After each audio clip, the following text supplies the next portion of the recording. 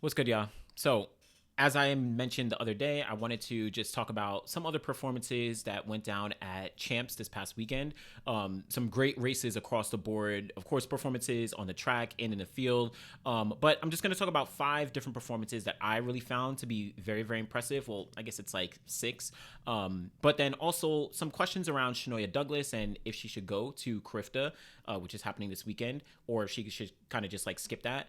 And then also just my thought process a little bit around Jamaica High School and then like US high school in general. But just to highlight, Jamaica College, they, got the overall win on the boys side. KC was the champions last year, so Jamaica College, they take the win this year. Edwin Allen on the girls side, they were able to get the overall win at Boys and Girls Champs. Heidel last year, they were able to take the title, and Edwin Allen was able to turn the table. So shout out to both of the schools. Again, I didn't have the opportunity to come down this year. I'd been there for the past 2 years. Last year was crazy. Go in the description for the full documentary that myself and Sidious Mag, we were able to put together on my experience there. Like, Champs is like no other. I know that there's conversations going around about the attendance and the schedule, right? Having the finals like in the middle, quote unquote, in the middle of the week, right? Earlier in the week and not on the weekend. I know that's a whole discussion. Even when I was there last year, that was also part of the discussion around, the stadium not being filled up and how historically Champs has kind of started to, get less and less participation throughout the years. Again, the various different factors lead into that. I'd love to hear, your comments. Let me know what y'all think about that. But let's talk about some of these performances. Shanoya Douglas obviously was the highlight of the weekend. Already put out, 2 videos based on her 100 and the 200. Check those out already. 10.98 in the 100, 22.36 in the 200, into a headwind. Like, she went absolutely crazy, and she is going to be one to watch for. I'm going to talk about her a little bit in a second as I dive into the whole idea of CARIFTA, and potentially competing there. But that's number one. You also have Tina Marshall in the Class 1 girls 100-meter hurdles. She runs 12.98 seconds to, of course, get the win, to not only get the win, but to break the record. And she becomes the first athlete ever at Boys and Girls Champs to actually run under the 13-second barrier in the 100-meter hurdles. Big performance for Tina Marshall. And actually, shout out to Leighton Levy. He kind of like broke down the idea that like this is not new for Jamaica in terms of, producing these high quality hurdlers. I think that Jamaica in the sprints tends to overshadow how much quality is produced in other events. Obviously, there's the aspect of the field eventers really kind of carrying the heavy load for Jamaica at the Olympic Games in 2024 in Paris, and that leading to, some transfers and things like that. But when you look at the hurdles, on both the men's and the women's side, Jamaica has been a consistent presence across the board. Obviously, last year at the World Champs, they got 2 medals in the men's 110 hurdles. In previous years, you had the Hansel Parchments, you had the Rashid Broadbells, you had the Omar McLeods, you had, those guys dating back to 2012 was the first time Hansel Parchment got the bronze medal at the Olympics. Since then, it's just been a roll of 110 hurdlers. And then on the women's side, you have hurdlers forever, like going back decades, going into the 90s, right, where you have who was it, Michelle Freeman, if I'm correct, and then you get into all the years where you have so many different hurdlers, between the 90s, the 2000s, the 2010s, and now into present, where Jamaica is a dominant presence in the hurdles. So all of that is to say that Tina Marshall, and this isn't even to say of like the other rising stars, like a Karika Hill, right? But Tina Marshall is going to be another one to slot into that conversation of dominant hurdlers in Jamaican, the Jamaican contingency, right, going into the future. So shout out to Tina Marshall, 12.98 to win the Class 1 girls 100-meter hurdles. Also, Jason Pitter, Class 2 boys 400. This might have been one of the biggest performances from the weekend because of what he did. He ran 45.76 seconds. That is the second fastest time that any high school athlete, any high school boy has ever run in Jamaica. Like, ever. When talking about Jamaica High School Boys and Girls Champs, the only other person to run faster ever was Usain Bolt. And again, this is Class 2 boys 400. Like, 45.76 seconds. Amazing performance. He also won the 200 as well. But this is a very strong indicator. Well, potentially a strong indicator, right? I'm always one to look for consistency. So looking to see how he does kind of continue on over the next few years. But this was an amazing performance that at least, lays the foundation for a potentially strong career going into the future. this is one area where I do think Jamaica has struggled a little bit in terms of that consistency. The 400 meters for Jamaica has not looked as strong as it, has been in the past and in previous years. We haven't seen a Jamaican. Of course, Antonio Watson won the gold medal in 2023, but we haven't seen a consistent string of Jamaicans, getting onto the podium or like really challenging for top spots. It's like Antonio Watson got that gold medal, but there really wasn't anything before him for many, many years and then after him, right? So in the past, 2-3 years or whatever it is. But, all I say is for, Jason Pitter, I'm really excited for his future and looking forward to seeing how he does kind of translate this going into the next couple years. Now, two others, Kai Kelly, Class 2 boys, 100 meters, 10.28 seconds. Now, in the 100 meters, he had run 10.29 in the heats, if I'm correct, and that was a little bit windy. But then he circled back and ran 10.28 in the final to get the win. This was impressive. Obviously, the time is nothing crazy, but this kid is 15 years old.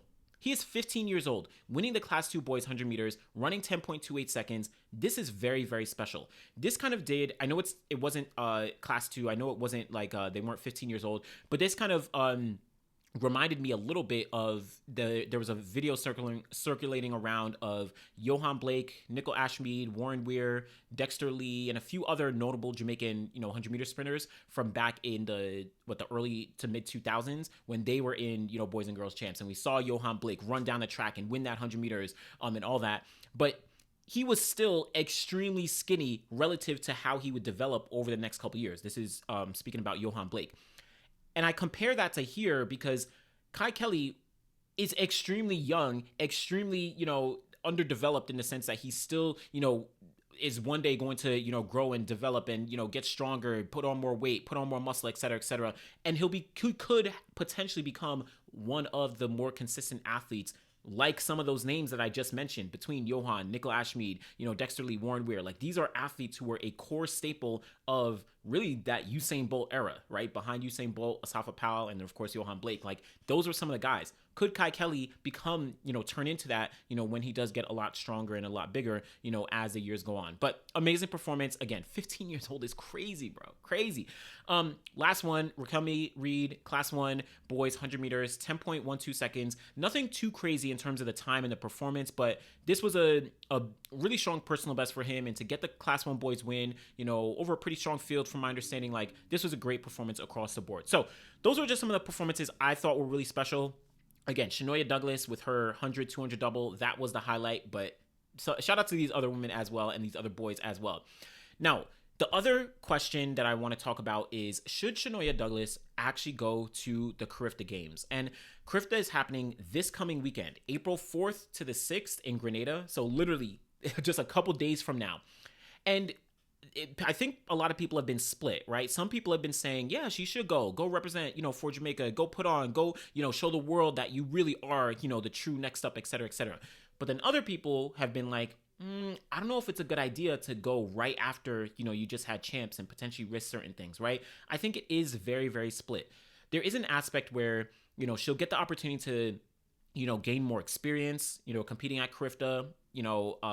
She'll be able to maybe use the idea that she's already in good form to just kind of carry that through into next weekend, perform, and then get a little bit of a break. There's that aspect there. But there is the other side where maybe this would be a little bit too heavy of a load on her to do Jamaican, boys and girls champs, and then right to CARIFTA, high quality performances to compete against, all the other, athletes around the region, right? That might be a little too heavy in terms of that, the pressure and the expectations and the workload and the, all of that on her body to perform to the best of her ability there. Her ultimate goal, I think, probably is the World U20 Championships later on this summer, which is happening in August in Eugene, Oregon. There, she definitely wants to upgrade her 200-meter silver from 2024 up to a gold medal, right? And potentially in that 100 as well. She's going to have some good competition in the United States. We have like the Maxwell twins who are really making some noise and also had some great performances this past weekend. So I can understand both sides.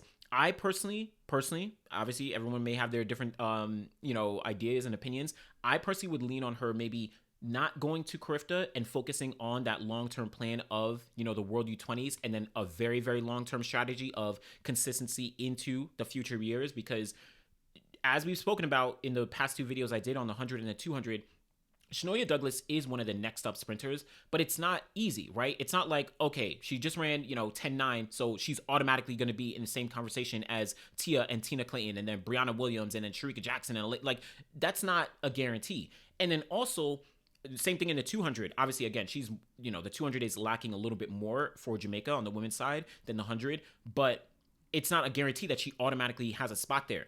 And it does sometimes, and I know in my head I'm always like careful, but like, listen, I want to make sure I'm clear. I'm not doing a direct comparison, but there are aspects of other athletes that you have to think about in terms of how their careers went.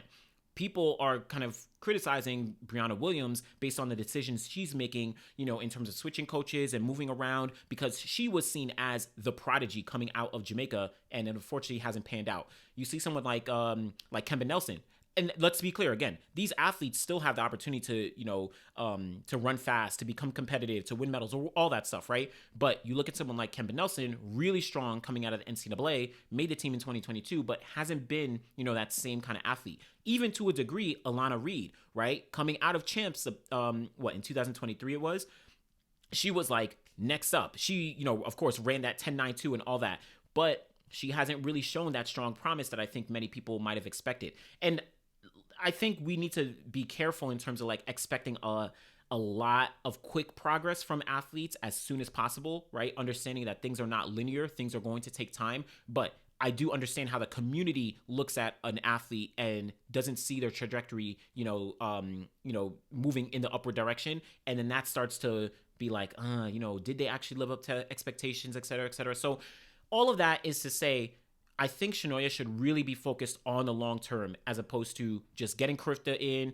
because she qualified, because she's running fast right now, maybe focusing on World U20s and a long-term career. We're not even talking about, forget 2027, 2028. We're talking about 2032, right? You're talking about 2036. That's where you want to be able to see the success coming for someone like Shanoya Douglas, along with some of the other younger athletes. So we'll see how that does play out. The other thing that I do just want to highlight before I close out is there's a big reason why I like Jamaica's boys and girls champs, their high school champs. I really like the fact that it's one singular event for all the athletes across the entire country to compete at and to show who is actually the best in the country in these, all their different events across all the different age groups.